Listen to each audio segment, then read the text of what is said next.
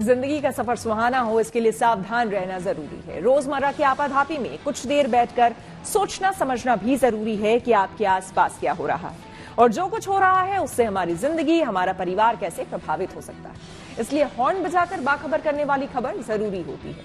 और आज की ये खबर हम सबकी जिंदगी से जुड़ी है। वित्त मंत्री निर्मला सीतारमण ने अपना 7वां बजट पेश किया। अपने इस बजट में उन्होंने कई बड़े ऐलान किए, लेकिन सबसे ज्यादा नजरें इस बात पर टिकी थी कि इस बार क्या सस्ता हुआ है और क्या महंगा। इस बार बड़ी घोषणाएं करते हुए वित्त मंत्री ने मोबाइल फोन सस्ता करने की घोषणा कर दी, वहीं कैंसर की दवा भी सस्ती कर दी गई। वित्त मंत्री ने जो बजट पेश किया उसमें रोजगार, कौशल विकास, कृषि जैसे तमाम क्षेत्रों पर फोकस किया गया है और इस बजट में 2047 तक विकसित भारत के लिए रोड मैप भी है। Co-powered by new Seltos with Kia Connect. Tech is now badass.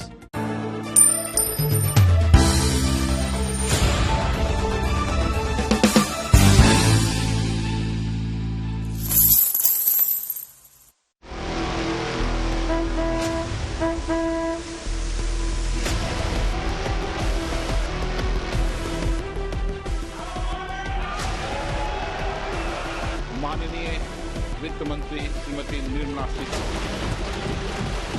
Ports infrastructure in Bihar, an industrial node at Gaya, Patna Purnia Expressway. Bihar has frequently suffered from flood. Modi सरकार के लगातार तीसरी term का पहला आम budget मंगलवार को पेश कर दिया गया। वित्त मंत्री निर्मला सीतारमण ने इसे संसद में पेश किया। इसके साथ इनके नाम लगातार 7वां बजट पेश करने का रिकॉर्ड भी बन गया। इस बजट में अलग अलग सेक्टरों के लिए कई घोषणाएं की गई, लेकिन आम आदमी की जेब पर किस चीज का बोझ बढ़ा है और किस ऐलान ने उन्हें राहत दी है, ये बड़ा सवाल है। तो सबसे पहले ये जानते हैं कि इस बजट में क्या क्या सस्ता हुआ।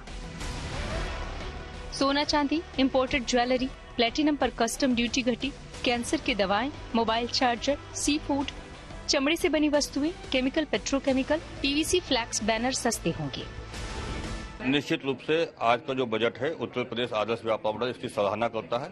वित्त मंत्री जी ने करीब करीब सभी सेक्टर्स को थोड़ा थोड़ा छूने का प्रयास किया है। बहुत अच्छा प्रयास है।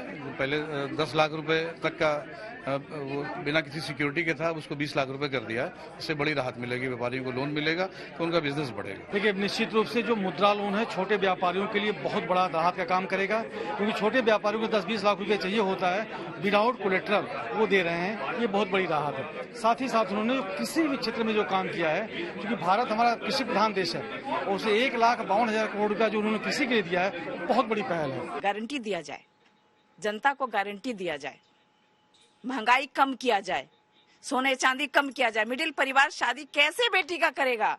जो नौकरी वाला है उनके गिनी हुई कमाई आती है, चाहे वो 30,000 हो, 50,000 हो, 60,000 हो, 1 लाख हो, लेकिन खाना हम 3 टाइम खाते हैं ना, तो कितना 30 दिन में हम कितने टाइम खाते हैं? उसमें हमारे बच्चे का आना है, जाना है, घूमना है, फिरना है। इस बजट में महिलाओं को भी मोदी सरकार ने खास तोहफा दिया है। कामकाजी महिलाओं को नौकरी में किसी तरह की दिक्कत न आए, इसके लिए दफ्तर पर छोटे बच्चों की देखभाल के लिए क्रेच बनाने का ऐलान किया है। उम्मीद पूरी हुई, जैसे कि इन्होंने ये जो पार्ट रखा है 3 लाख तक उन्होंने टैक्स को छूट दी है, और फिर 3 से आपका 7 के बीच में 5%, तो उससे मैं काफी सहमत हूँ। और युवाओं को नौकरी का जो प्रावधान दिया है उससे मैं भी सहमत हूँ। लेकिन जो मध्यम वर्ग है, जो आम वर्ग है, और जो महिला हैं हम लोग, जैसे कि हम लोग घरेलू महिला भी हैं, तो घरेलू महिला के नाते मुझे ऐसा कुछ नहीं लिखा। थोड़ा सा महंगाई कम होनी चाहिए थी, डीजल, पेट्रोल, बिजली, इनमें कुछ छूट मिलनी चाहिए। महंगाई बढ़ने से ना सिर्फ एक व्यक्ति अगर घर का कमा रहा है, सिर्फ पुरुष वर्ग कमा रहा है, तो थोड़ी दिक्कत आ रही थी। महिलाओं के लिए जब चीजें चेंज होंगी, महिला आगे बढ़ेगी, तो कहीं ना कहीं समाज में भी तो बदलाव आएंगे, क्योंकि महंगाई की मार तो बहुत ही ज्यादा हो गई थी, बट इस बार है राहत तो लग रही है। महिलाएं ही नहीं बल्कि युवाओं के लिए इस बजट में तमाम फील गुड फैक्टर हैं। मसलन देश के टॉप कंपनियों में युवाओं को ट्रेनिंग की बात इस बजट में है। यही नहीं, उन युवाओं के लिए बजट में अच्छी खबर है जो पहली नौकरी कर रहे हैं और जिनकी सैलरी 1 लाख रुपए से कम है। सरकार अब उन्हें EPFO के जरिए 15,000 रुपए की मदद भी करने जा रही है। इस बजट में आम आदमी को थोड़ी राहत देते हुए नई टैक्स रिजीम में बदलाव किया गया है, जिसके तहत 3 लाख रुपए तक की इनकम टैक्स अब फ्री होगी। वही पुराने टैक्स रिजीम में 2.5 लाख रुपए तक की इनकम पर टैक्स से छूट पहले की ही तरह जारी रहेगी, यानी पुराने टैक्स रिजीम में कोई बदलाव नहीं किया गया है। In the new tax regime, the tax rate structure is proposed to be revised as follows. 0 to 3 lakh rupees, nil. 3 to 7 lakh rupees, 5%. 7 to 10 lakh rupees, 10%. 10 to 12 lakh rupees, 15%. 12 to 15 lakh rupees, 20%. And above 15 lakh rupees, 30%. As a result of these changes, a salaried employee in the new tax regime stands to save up to 17,500 rupees in income tax. एक तरफ tax slab बढ़ाकर थोड़ी सी राहत दी है, लेकिन कई बहुत सारी रियायतें छीन भी ली हैं। They want to have more, money in the hands of the people. तो वो इसमें होगा, जैसे उन्होंने बोला कि savings almost I think 17,500 का savings होगा, for आम आदमी। ये एक अच्छी बात है। इससे again spending power होगा और overall country के लिए तो मतलब फायदा है। करीब 80 मिनट के बजट भाषण में देश के वित्त मंत्री ने जितने नाम बिहार और आंध्र प्रदेश के शहरों के गिन डाले, उतने किसी और सूबे के नहीं। बजट में नीतीश कुमार का बिहार और चंद्रबाबू नायडू का आंध्र छाया रहा। दोनों ही राज्यों को कई सौगातें मिली हैं। बिहार में 40,000 करोड़ रुपए तो आंध्र में 15,000 करोड़ रुपए से ज्यादा का खर्च केंद्र सरकार करने जा रही है। वहीं वित्त मंत्री ने बजट पेश करते हुए किसानों को बड़ी सौगात दी। उन्होंने ऐलान किया कि प्राकृतिक खेती को बढ़ावा दिया जाएगा और किसान क्रेडिट कार्ड 5 और राज्यों में लागू किया जाएगा। यानी इस बजट के मुताबिक किसानों के अच्छे दिन आने वाले हैं। नेचुरल फार्मिंग पर सरकार खर्च करेगी। कृषि रिसर्च और ज्यादा बेहतर बनाया जाएगा। दाल और दलहन में आत्मनिर्भरता पर जोर। सरसों, मूंगफली, सनफ्लावर और सोयाबीन पर जोर। कृषि के लिए डिजिटल पब्लिक इंफ्रा की बात। खेती को और आधुनिक बनाया जाएगा। 5 राज्यों में नए किसान कार्ड जारी किए जाएंगे। लैंड रजिस्ट्री पर 6 करोड़ किसानों की जानकारी। इंडियन यूथ का हो गया, एम्प्लॉयमेंट का हो गया, इंटर्नशिप उनको अच्छा एक्सपीरियंस मिलेगा लोगों को एंड उससे मतलब वो आगे बढ़ा पाएंगे। बिकॉज मेनी टाइम्स क्या है, इंटर्नशिप इज अ डिफिकल्टी। तो ये स्ट्रांग इनिशिएटिव है फ्रॉम माय पर्सपेक्टिव, ये अच्छी बात है। इस बार के बजट में नौकरियों और स्किल डेवलपमेंट पर भी फोकस रहा। सरकार ने नौकरियां बढ़ाने के लिए कंपनियों को इंसेंटिव देने का भी ऐलान किया है। इसके अलावा 1 करोड़ गरीब परिवारों को घर देने का भी वादा किया गया। I am happy to announce a new centrally sponsored scheme as the 4th scheme under the Prime Minister's package for skilling and collaboration with state governments and industry.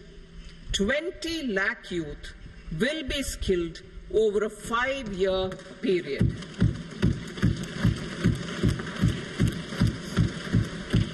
1,000 industrial training institutes will be upgraded in hub and spoke arrangements with outcome orientation. Course content and design will be aligned to the skill needs of industry, and new courses will be introduced for emerging needs. Skilling loans. The model skill loan scheme will be revised to facilitate loans up to 7.5 lakh rupees with a guarantee from a government promoted fund. Budget ने share बाजार निवेशकों को बड़ा झटका दिया है।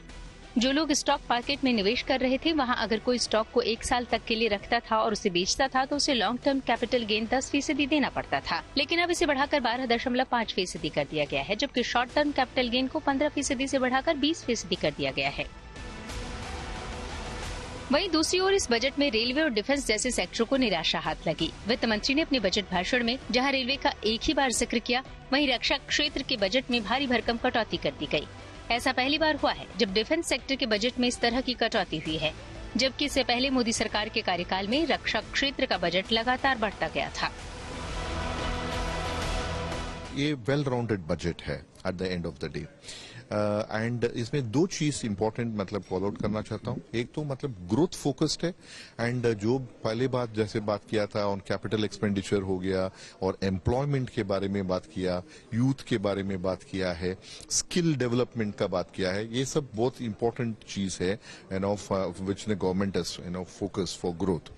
दूसरी चीज है फिजिकल प्रूडेंस और फिजिकल डेफिसिट का मतलब अगेन बात किया है, सेइंग दैट वो 4.5% तक मतलब by the end of the year, अभी तो 4.9% पे है। ये बहुत इंपॉर्टेंट फॉर कंट्री है, बिकॉज एक तरफ से मतलब आपका एक्सपेंडिचर कर रहे हैं ग्रोथ के लिए और दूसरी तरफ मतलब आपने फिजिकल प्रूडेंस भी दिखाया है। 2024 चुनाव में बीजेपी बहुमत से 32 सीटें पीछे रह गई। कह सकते हैं कि मोदी 3.0 के पहले बजट में इस चुनावी झटके का असर दिखता है। इसमें नीतीश, नायडू जैसे सहयोगियों की धमक है तो कांग्रेस के मैनिफेस्टो का भी असर है। दिल्ली से नीतू झा, लखनऊ से शिल्पी सेन के साथ मुंबई से Mustafa Shaikh, good news today.